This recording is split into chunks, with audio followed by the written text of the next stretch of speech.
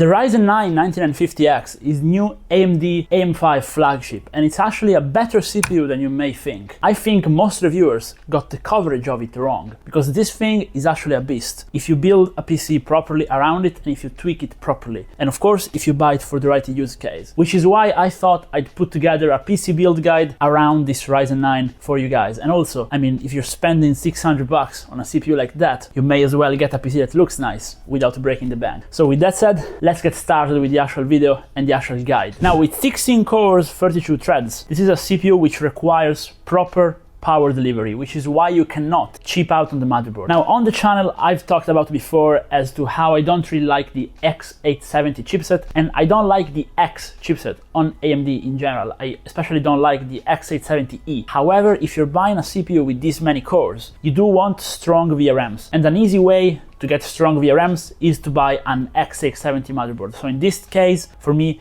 it was more convenient to buy a cheap, relatively, X870 than to go ahead and actually buy a B850, which I think is a trash chipset, or an X670, because those have been going up in price lately, at least in Italy. So what I went with is the MSI Pro X870p Wi-Fi. Now, it's a pretty cool motherboard, but the most important thing is how well covered in heatsinks it is, okay? So this is gonna keep the CPU cool. And it's gonna need it because I tested the CPU, and on an open air test bench, the VRMs are getting pretty warm even with all those heatsinks, and the south bridge is too. Now, the only critique I have for this board, which is why it's not gonna be good if you want a Gen 5 drive, is the heatsink is pretty small. However, it has a pretty cool mounting mechanism, brand new, where you just slot the heatsink on and it is toolless. So you can just lock it and unlock it. Pretty cool. I've seen full cover heatsinks for Gen 5 drives, which is why I went with a Gen 4 drive in this build. I got a Gen 4 Fury 2TB drive. Again, if you're buying this kind of CPU, you want at least a 2TB drive. And these are relatively cheap nowadays, coming in just a bit over 150 bucks, the Kingston Fury I've got specifically. I also went with Kingston for the RAM, and I've gotten their value proposition RAM sticks, which are the Kingston Fury Beasts. White ARGB, because of course PC has to look nice, and I've gotten 6000 MHz RAM, because if you're tweaking this Ryzen 9, and I will have a dedicated guide on how to do it, you don't really need more than 6000 MHz. What you care about is going to be tightening down the timings. It's not a good idea to push more voltage through the IMC, especially since this is a CPU with so many cores. It is pretty voltage sensitive, okay? I don't want to push it too much. And the 64 GB is, I think, a good number. You could also go with 48, but 64 is pretty good, because if you're buying this kind of Ryzen, I expect you to do productivity, because come on, listen, if you're just gaming, you're just better off buying an X3D chip or an Intel chip. You don't want this CPU just for gaming. It's gonna game really well, but it's not just for gaming. Now, the next part, probably the most important part of it all, together with the motherboard, because what we want is to ensure proper performance from the CPU, is gonna be the cooler. I've seen too many builds on the internet with people getting too small of a cooler just because these CPUs are pretty efficient. Sure, they are efficient, but they are downclocking themselves. If you overspend on your cooler, you're gonna get free performance. So you want a good cooler. And what I've gotten here has to be my favorite premium cooler out there. It's the Valkyrie Sin360. Now, it is a bit expensive, okay? Depending on where you are, it comes in at around the 200 bucks mark, but hey, price may vary. But it is extremely, extremely premium. The whole packaging, I mean, just look at how cool the unboxing looks. I mean, it's separated, it has little boxes with numbers on it, and it is full of accessories. They even gave me a little statue of this Valkyrie anime character, which I think it looks really cool. I just put it on my setup quickly. And you also have a key holder, which of course I pocketed. The guy who buys this PC is never gonna see it because it's mine now. The fans are all daisy chainable, and they are high static pressure fans. I really like the look because they are not fully RGB on the blade, but they just have RGB on the side. I think they look sick. And the mounting process itself was very quick. It's similar to MSI, how you slot in with the integrated tool without using a screwdriver. But again, took me very little time. Thermal paste is pre-applied, and they also give you an extra tube in case you want to swap it out later.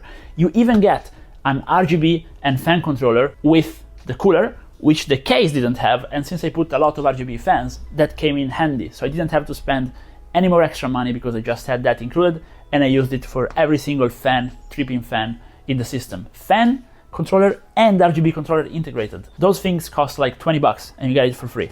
So it's pretty good value. Talking about the cooler, the screen is fully programmable. You can see how pretty it looks even now that it's not set. I will show you a few things which you can put on it. I think they look really nice, and it's honestly better than some of the most reputable brands' LCD screens. And you can also swap out the blue accent for some red accent if you want, just to show you're going team red. Now, case.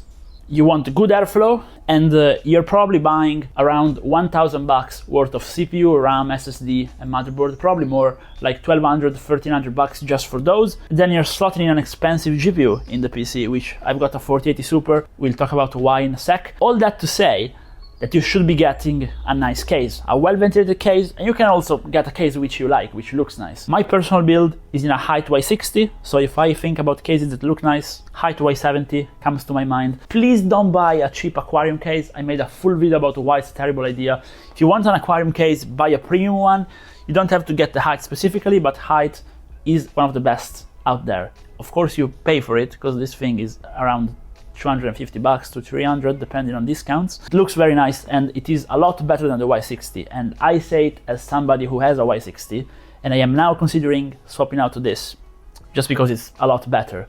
The buttons feels so good when you press them. They added a lot of rubber grommets inside, which makes the cable management pretty much invisible and a lot easier. I didn't do the cable management on the back, and the PC still looks really clean. They removed those ugly HDD trays on the back, and it's also quite a bit bigger than the Y60, but without expanding too much the footprint on your desk. So we can now put 3 fans on the side, and also the all-in-one just goes in standard without having to remove the bracket, which was cool, but it was also very annoying in the Y60. You still have intake on the bottom. Now, the way I like to configure this case is fully intake on the bottom, fully intake on the side, and then outtake on top and here, but unfortunately, since I did not have reverse blade fans, which is something you should get if you're buying a Y70 in my opinion, I went with noise blocker fans, which are really good, and they look very nice, but they just look nice from the front. So I just went with a bit more negative pressure for aesthetics that did not impact temperature and performance at all. So it is still very functional. Now, GPU, just a few words. I went with the RTX 4080 Super. Now, I think the RX 1700 XTX is a better buy than this, of course. I have a full video on the channel as to why it's a better buy. I actually swapped out from a 4090 to that, but NVIDIA has better features, better support, better driver support. So overall, if you just need an NVIDIA card, I think the card to buy at the moment is a 4080 Super. It's a good match with the Ryzen 9, and I wouldn't buy a 4090 simply because 5090 is around the corner. You're gonna get a massive depreciation hit, and for most use cases, the difference between a 4080 Super and a 4090 is minimal. So it is not worth the price difference, which is at the moment pretty massive still. At least in Italy, we are talking $700 to $800 difference from the same custom model, and it's definitely not worth it. I'd buy a 4090 if it was like $300 more expensive than a 4080 Super. If not, 4080 Super all the way. We've got the AIO one. Don't have much to say about it. It's a good custom, but I just got it because it was white and because it was cheap and it performs well. Now, to power all that up, you definitely don't need to buy what I bought, but I bought this for very cheap, so I'm gonna recommend it to you guys to do the same. So I have a Seasonic PX 1300. So it's a 1300 watt power supply, 80 plus platinum. This thing costs like $300 brand new, but I bought it for cheap, brand new. Why? Because it's not ATX 3.0, so it doesn't have native 12 volt high power cable, which means people don't want to buy it, which means there is less demand. So market rule, it's coming down in price, so you can buy it for like half a price if you're smart and look around a bit. I definitely wouldn't buy a 1300 watts PSU for this configuration, but the whole PC draws around 500 to 600 watts on average, and that's exactly 50% of the 1300. And guess where the point of most efficiency is in a power supply? Right at 50%. So in my case, that worked out very well, and I'm happy about the buy, but definitely consider getting something smaller. I say keep the quality up. Don't buy a cheap PSU with a build like this, also because the motherboard has an extra 8-pin PCIe for your power supply to go in. Buy something a bit smaller so you can save some money. And with the power supply out of the way, I say we have covered pretty much the whole build and what you should do. So to recap a little bit, you need a good motherboard, proper RAM we discussed, very good cooler, good case because you want good airflow on the VRMs as well, and also you can treat yourself a little bit since you're building such a high-end PC, and then you want a good power supply. I think a good wattage is gonna be 850 watts. I wanna hear your opinion down below as well. Let me know if you would have changed anything. This is something I really care about in my videos. I'd like for them to become like a point of discussion so we can maybe I do something which is not optimal, we can just find a better solution in the comments if we can make it better. I'd love for that. But before we close off the video, I guess you guys want to see some performance numbers. So I'm gonna show you guys a Firestrike test, which I know is a bit outdated, but I still use it to test all my PCs. And I mean, just take a look at the physics of this CPU.